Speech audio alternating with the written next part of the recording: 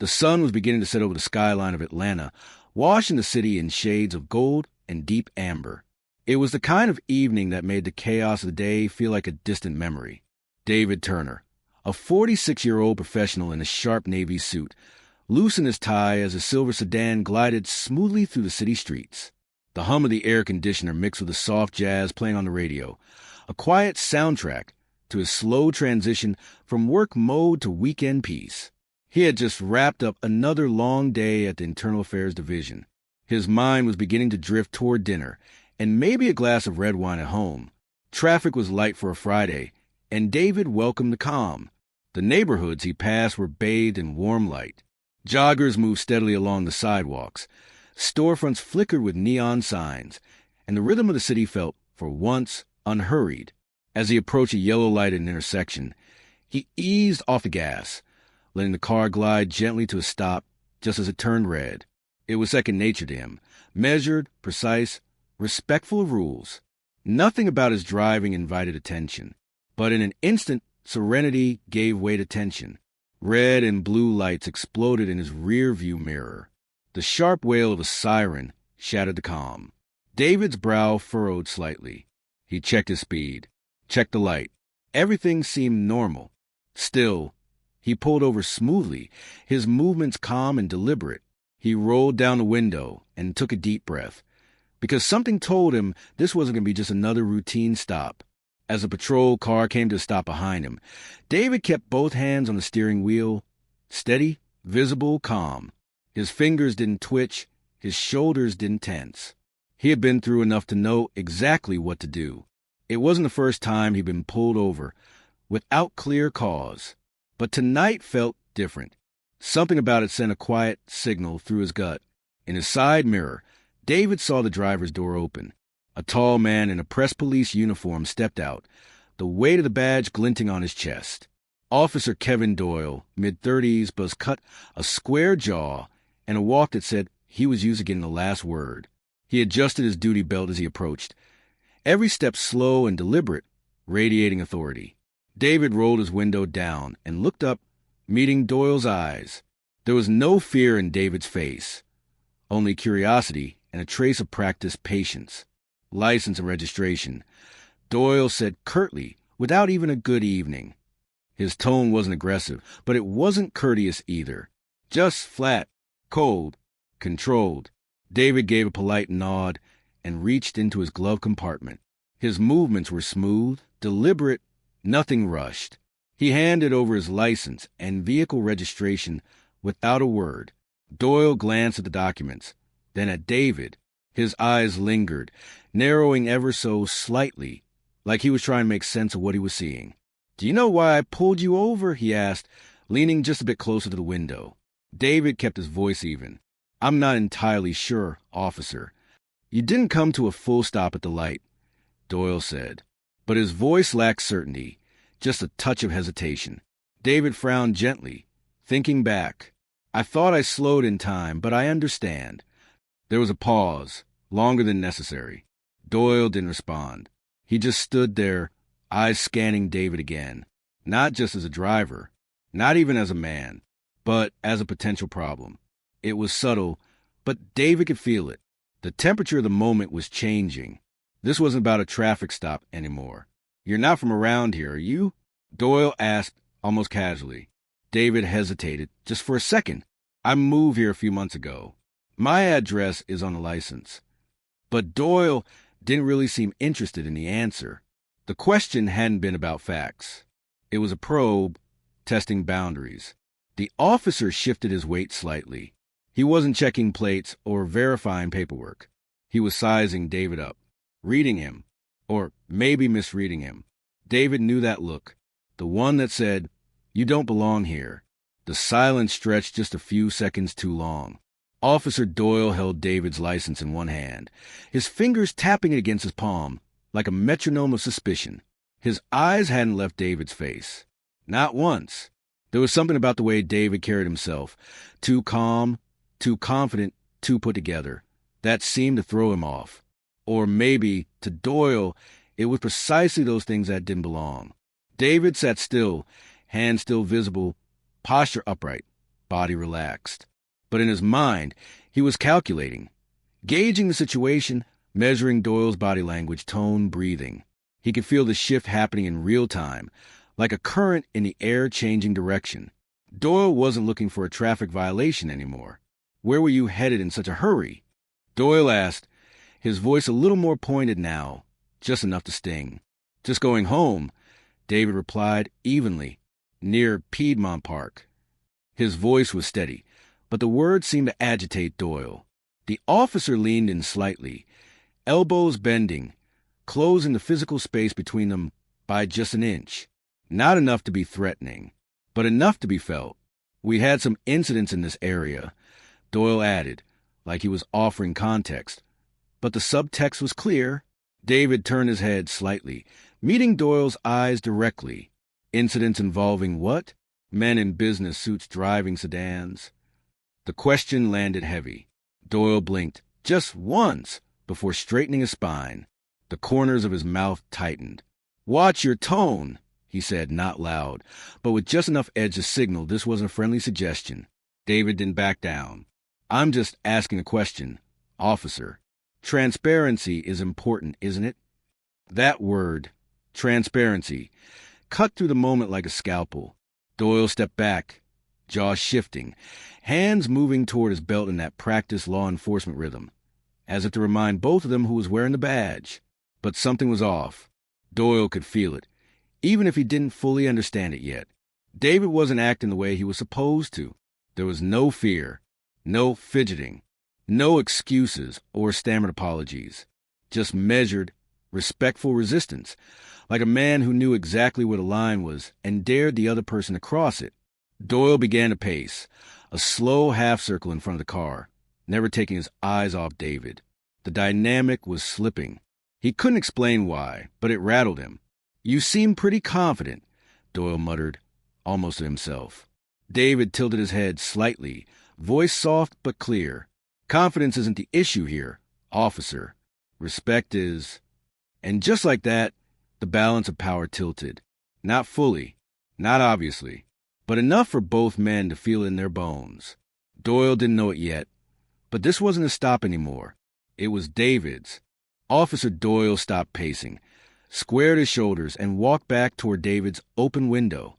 He didn't say anything at first, just looked, studied, like he was still trying to figure out who or what David was.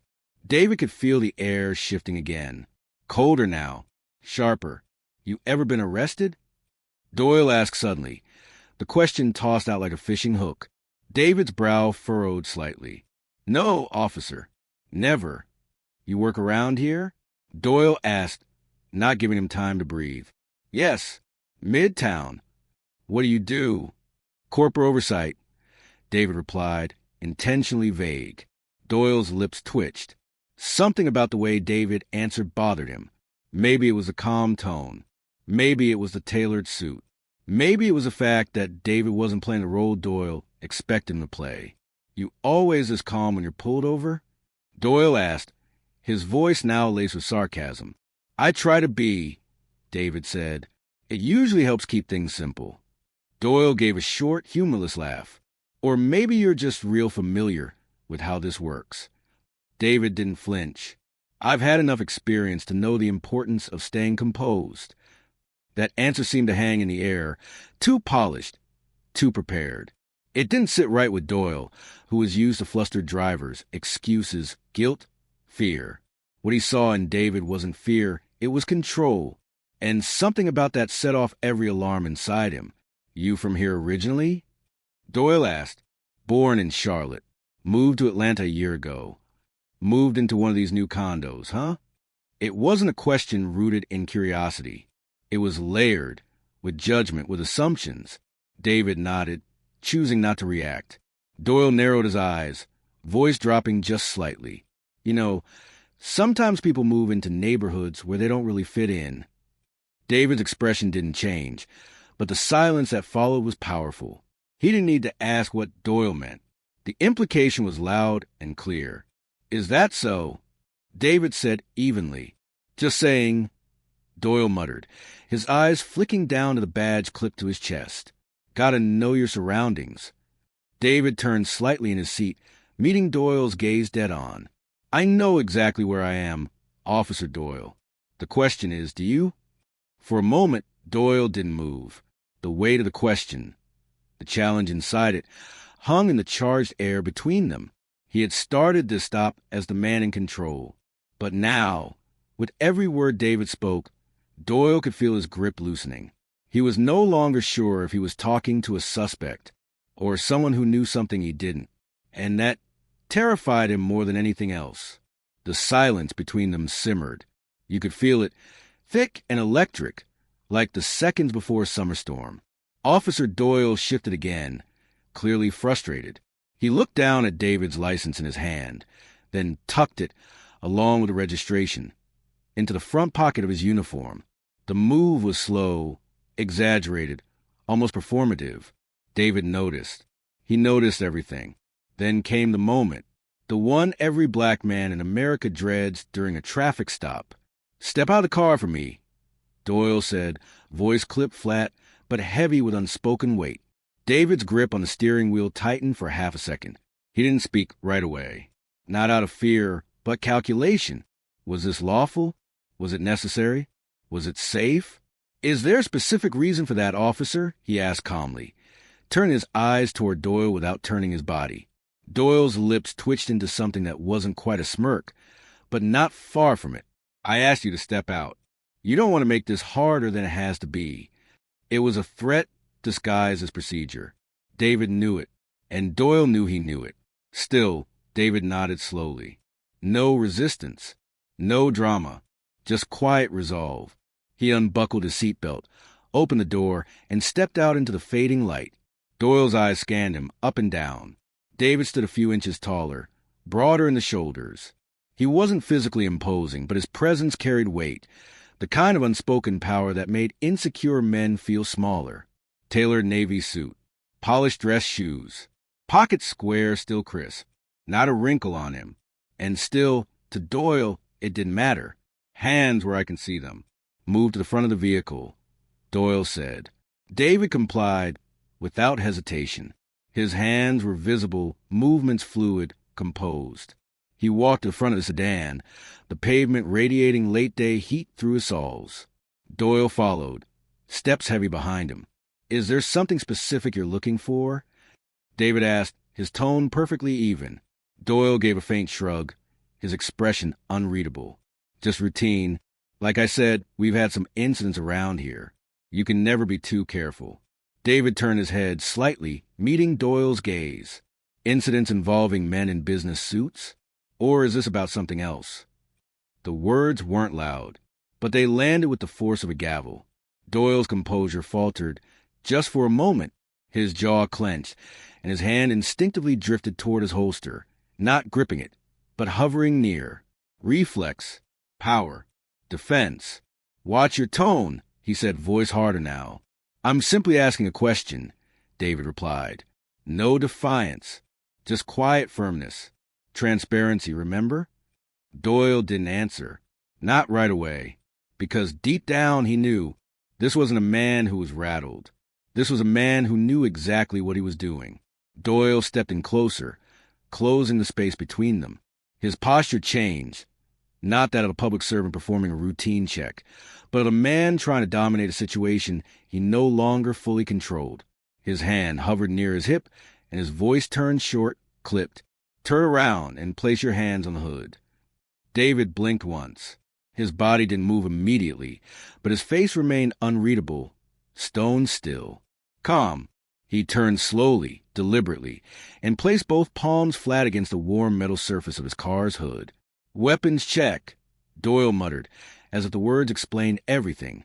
David didn't respond. He didn't need to. The absurdity spoke for itself.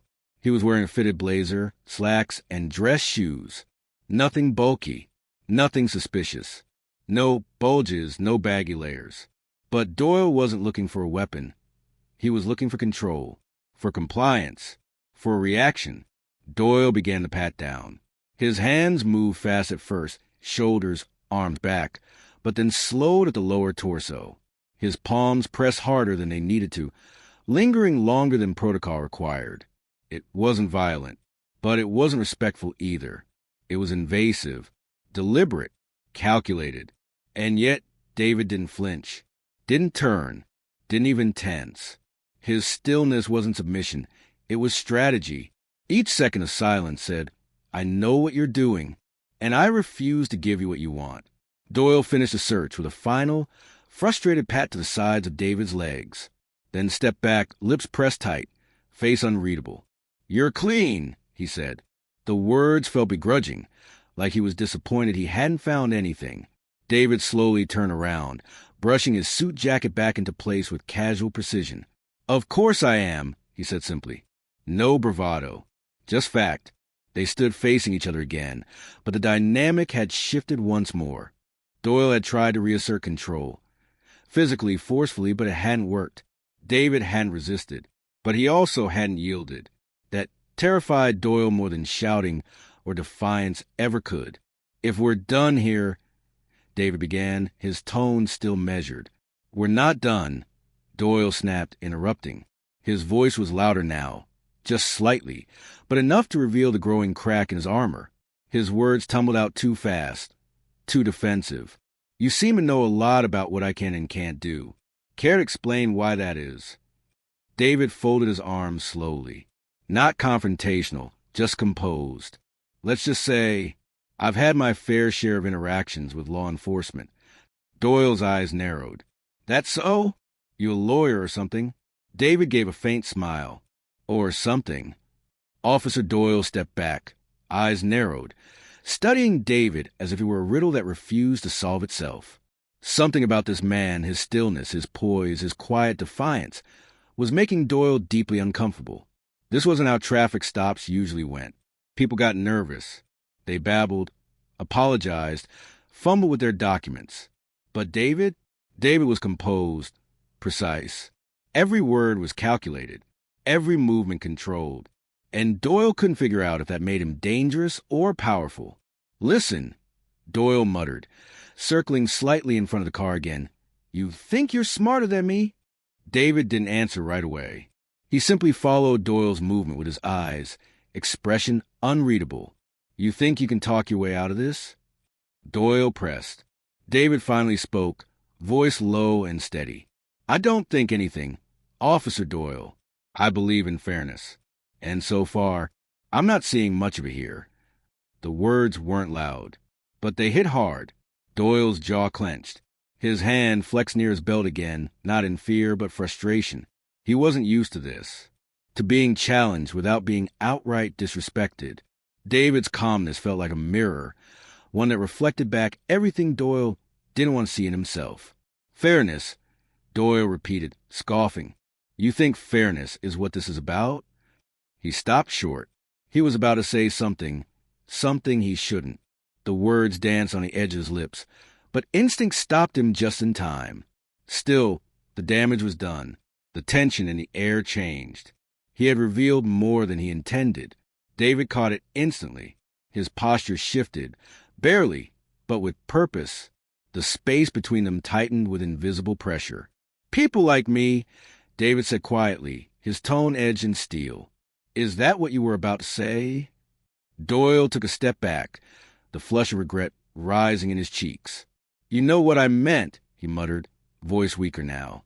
I think I do, David replied, his eyes locked on Doyle's, unblinking. For the first time, Doyle looked away. This wasn't just a conversation anymore. It was a reckoning, and he was on the wrong side of it. David leaned in slightly, not threatening, just present, immovable. Let's not pretend this is still about a stoplight. We both know it hasn't been for a while now. Doyle's mouth opened, but nothing came out. In that moment, the badge on his chest felt heavy, and the man in front of him, unarmed and unmoved, carried more authority than anything stitched onto his uniform. He'd been trying to test David's boundaries. But David had none, not in fear, not in dignity. And that, Doyle realized, was exactly why he was losing control. Doyle shifted on his feet, discomfort rising beneath his uniform like heat off asphalt. His voice, once steady and commanding, was starting to betray him, cracking at the edges, uncertain of its own footing. He tried to reassert control the only way he knew how, by pushing harder. "You think you're special?" he asked suddenly, his voice lower, sharper. "Think you're better than everyone else because of that suit and that smug tone?" David didn't answer. He didn't even blink. He simply stood there, still, dignified, watching Doyle struggle with the moment he had created. "Guys like you always think you're above the law." Doyle snapped, voice rising just slightly. "People like you always—" He stopped, but too late. The words had already begun to form. The intent behind them lay bare like a broken window. His mouth closed as quickly as it had opened, but silence couldn't erase what had been exposed. David's expression didn't change, but his posture did. Subtly, he stood straighter, his jaw set. His eyes, calm and unreadable moments ago, now carried an unmistakable edge. "People like me," he repeated, his voice soft, deliberate. "Go ahead, Officer Doyle. Say it." Doyle looked down, then away. For a man who had started the night full of command and confidence, the shame was now almost palpable. He had crossed a line, and they both knew it. "You know what I meant," he muttered. But the words held no weight anymore. "Don't twist it." "I'm not twisting anything," David said, still quiet but razor sharp. "I'm giving you a chance to be honest, to name what this really is." The silence that followed was different from before. Heavier, more dangerous. It wasn't a silence of hesitation. It was a silence of exposed truth. The moment when everything is out in the open, and no excuse can make it disappear. Doyle's hands, once perched confidently on his hips, now hovered awkwardly at his sides. The tension had drained from his voice, replaced by a cautious defensiveness. "This stopped being about a traffic stop a long time ago," David said evenly. "You profiled me, escalated a minor situation, and now you're on the verge of making a serious mistake." "Look, I didn't mean," Doyle began. "But you did," David interrupted, not with anger, but with absolute certainty. "You meant every word until you realized who you were saying it to." For a moment, Doyle looked like a man standing at the edge of a cliff, unsure whether he'd already gone over. David took a step closer, not to intimidate, but confront. "This isn't about what you said. It's about what you believe you could say, without consequence."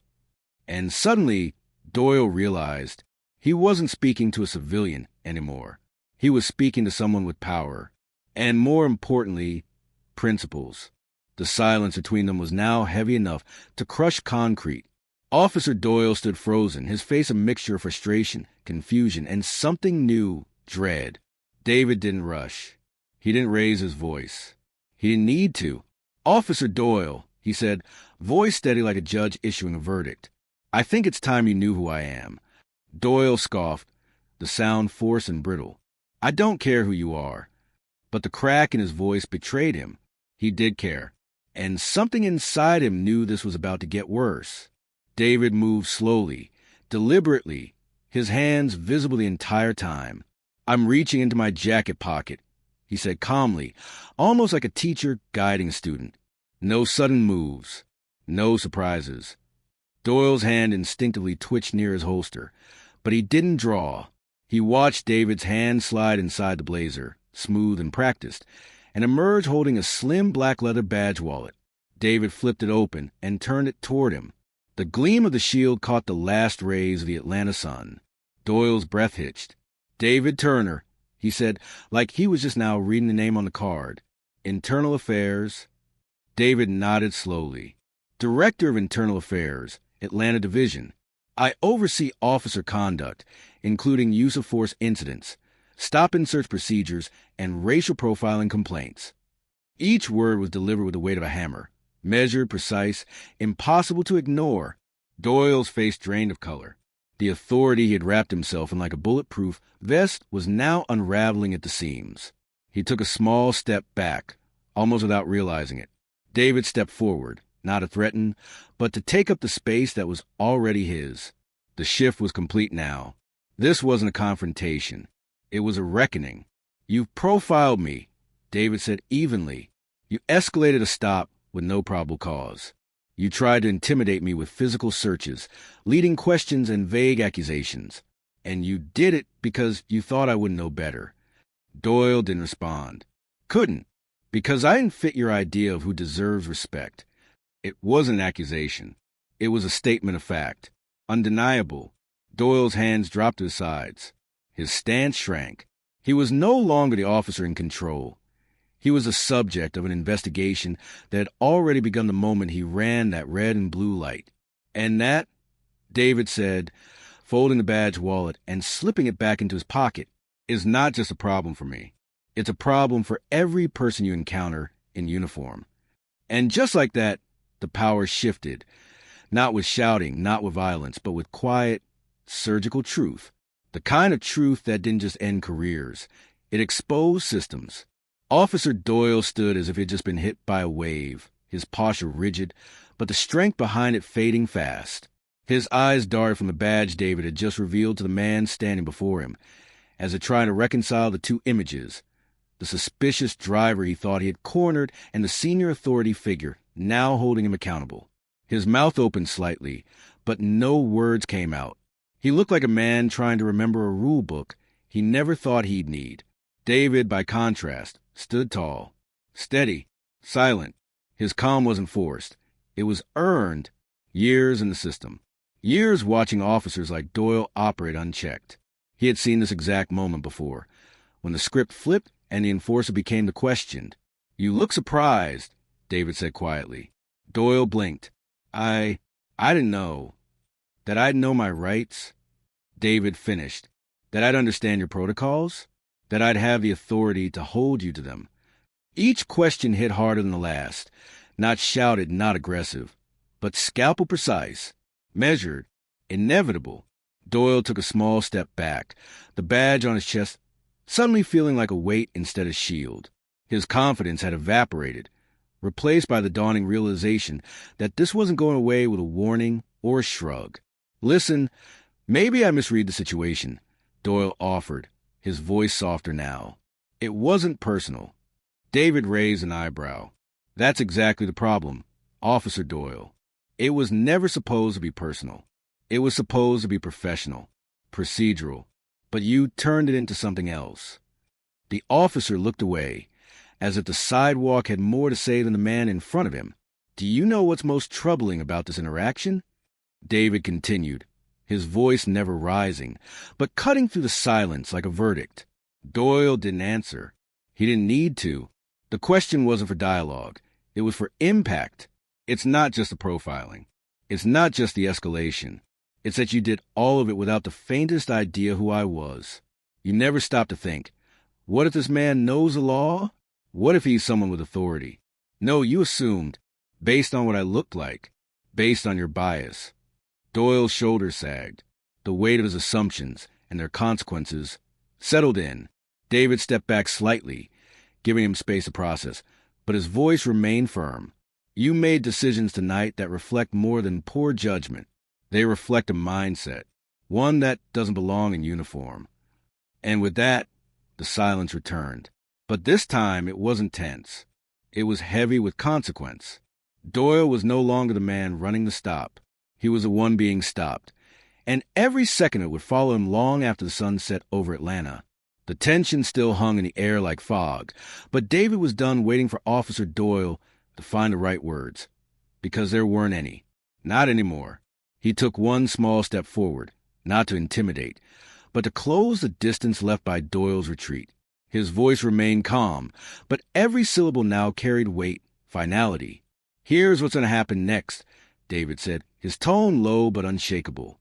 "You're going to take a step back. You're going to return my documents. And you're going to think very carefully about what you choose to say from this point on." Doyle's mouth opened like he might object, but the words never made it out. The moment for excuses had passed. David continued, his voice lowering just slightly, measured, surgical. "You're going to hear from me again. Not as a driver you pulled over at the end of your shift.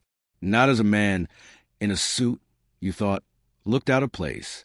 But as the person tasked with reviewing whether you're still fit to wear that badge." Doyle's eyes widened just barely. His face flushed red. The tremble in his hand as he reached for David's license and registration didn't go unnoticed. He handed them back wordlessly, his fingers stiff, like the act itself burned. David took them, tucking them back into his wallet without a glance.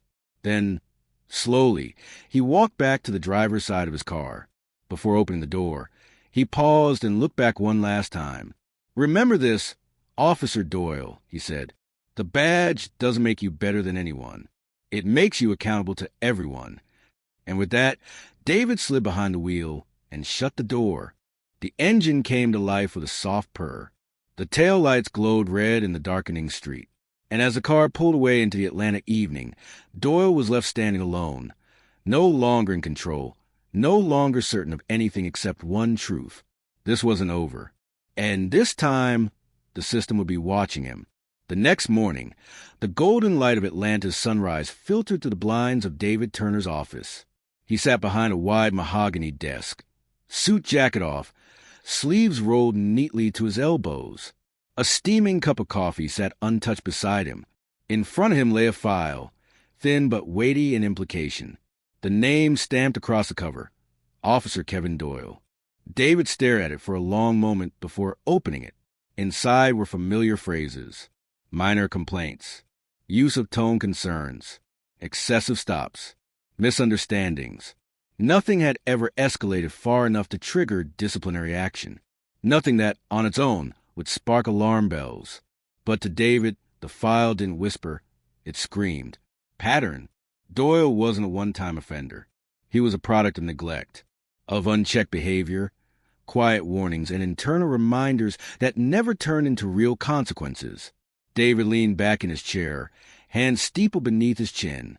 His mind replayed the events of the night before, frame by frame. The stop, the probing questions, the baseless search, the slip of the tongue, the arrogance, the fear. None of it surprised him. That was the problem. This wasn't about Doyle, David thought. This was about what let Doyle become Doyle. He glanced around his office. The framed commendations, the community service awards, the clean lines of the department meant to project order.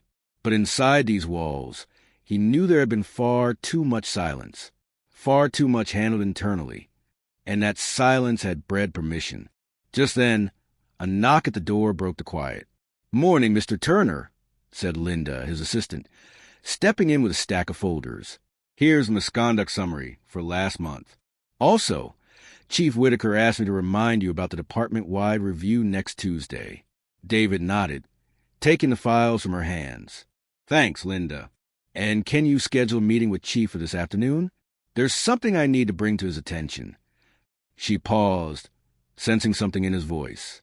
"Of course," she said gently, then exited the room. David returned his focus to Doyle's file, flipping through pages slowly. His eyes weren't just scanning reports. They were searching for answers, not to justify what had happened, but to confront why it kept happening. Because Officer Doyle wasn't a disease. He was a symptom, and David Turner was done treating symptoms. It was time to operate on the system itself. That afternoon, David sat across from Chief Robert Whitaker in a private conference room on the top floor of the department headquarters. The blinds were half closed, letting in slices of late-day light. A pot of coffee sat untouched between them. Neither man needed caffeine. This wasn't that kind of meeting. Chief Whitaker, a seasoned veteran with graying temples and a reputation for order over disruption, leaned back in his chair, arms crossed, listening as David spoke. "I could have written last night off," David began, his voice measured but resolute. Another uncomfortable stop. Another officer with poor judgment. Another complaint to log and file away quietly. Whitaker nodded slowly, expression unreadable. "But that would have been a mistake," David continued, "because Officer Doyle is not an isolated incident. He's the result of a system that allows conduct like his to fester without real accountability." The chief exhaled, rubbing the bridge of his nose. "This isn't the first time Doyle's name has come across my desk," he admitted. "But it's never been serious enough to escalate. We've handled it internally." "Exactly," David replied. "And that's the problem." There was no anger in his voice, only clarity. "Quiet doesn't fix anything, Chief. Quiet just buries it deeper. We keep acting like these are one-off cases, when they're really flashing signs of a culture we've let grow unchecked." Whitaker leaned forward, hands clasped. So what are you suggesting? David didn't hesitate. A department-wide review, top to bottom. Not just misconduct reports, but training protocols, body cam audits, officer evaluations, and most importantly, our internal accountability structures. Every precinct, every division. The chief's brow furrowed. That kind of review's going to ruffle feathers, David. We've got unions, politics, public perception to consider. Good, David said firmly. It's about time someone did. Whitaker looked at him for a long moment. He knew David wasn't bluffing. And he knew the story from last night, when it came out, would land like a lightning bolt. You'll have pushback, Whitaker warned. From officers, from within command, maybe even from City Hall. David leaned in, voice calm but unwavering. Then let them push. I'll stand in the middle of it. But we can't preach trust to the community while protecting dysfunction from within. Silence followed, deep, weighty. Then finally, Whitaker nodded, slow and deliberate. All right, let's do it. But if we open this door, we're not closing it halfway. We open it all the way, David said, and we leave the light on. And just like that, the silence that had protected bad behavior for too long was over. The following weeks were anything but quiet. David Turner found himself at the center of the storm. Only this time, it wasn't chaos. It was movement, purpose, change. The internal review he proposed wasn't just approved. It was ignited. Officers from every precinct were called in for interviews. Training materials were pulled from shelves and dissected. Body cam footage was reviewed with fresh eyes, no longer just for compliance, but for patterns, language, tone, bias. David spent hours in back-to-back meetings, poring over reports, sitting across from officers who had grown too comfortable in their silence, and listening to community members who had been waiting years to be heard. And when they spoke, angry, weary, emotional, he didn't flinch. He listened, because this time they weren't speaking into a void. In one public forum, a retired schoolteacher recounted the time her grandson was stopped walking home from the library. No probable cause, no apology, just a flashlight to the face and a warning to watch his attitude. Another woman shared how her husband, a former Marine, was pulled over and asked 3 times if the car he was driving was actually his. Their stories weren't new, but now they had a place to land, and someone in the system who was finally catching them. David didn't promise easy fixes. He promised something harder, accountability. Behind the scenes, officers like Doyle were being quietly placed under review, their past interactions re-examined. In some cases, retraining was ordered. In others, disciplinary hearings were scheduled. And for the first time in a long time, the badge began to mean what it always should have: responsibility. David knew the work had only just begun, but for the first time in his career, he wasn't fighting alone. He was leading, and the department was finally following. The auditorium was packed. City officials, community leaders, police officers in uniform, and everyday citizens sat side by side, some skeptical, some hopeful, all listening. At the center of the stage stood David Turner, flanked by nothing but a podium and a quiet confidence that had been earned, not assigned. He looked out at the crowd, not as an enforcer, not even as a senior officer, but as a man who had seen the system from both sides. Then he spoke. Justice, David began, his voice calm but clear, isn't just about catching the bad guys. A murmur rippled through the audience. It's about ensuring the people sworn to protect and serve do so with integrity, fairness, and above all, respect. He paused, letting the weight of the word settle. A badge doesn't make someone better than the people they serve. It makes them accountable to them. Every stop, every search, every word spoken carries weight. And when that power is abused, when it goes unchecked, it damages more than reputations. It damages trust. He looked out, locking eyes with faces filled with pain, frustration, but also cautious belief. This past month, we've opened doors that have been locked for too long. We've listened to stories that were once dismissed, and we've started making changes that aren't just symbolic, they're structural. A brief silence. Then, we are not done. Because justice doesn't end with exposure. It begins with action. And real change, real reform, that comes from all of us. Together. The crowd erupted, not just in applause, but in a moment of unity. Not everyone agreed. Not everyone was convinced. But they were engaged. And that, David knew, was how change always started. As David stepped down from the podium, the applause still echoing in the auditorium behind him, he felt something he hadn't felt in a long time. Not pride, not relief, but clarity. The work wasn't finished. Far from it. But something had shifted. He walked slowly through the crowd, exchanging nods, hearing snippets of conversation. Some still skeptical, others cautiously optimistic. But what mattered most was that people were no longer silent. They were talking, engaging, demanding more, and the department was finally listening. Outside, the Atlanta night had settled in. Streetlights flickered on, casting long shadows across the pavement. David paused before getting into his car, glancing up at the city he served. A city full of contradictions, beauty and brokenness, strength and struggle. This isn't the end of a story, he thought. It's the beginning of a better one. Later that week, reforms began rolling out. Policy rewrites, new oversight measures, community partnerships.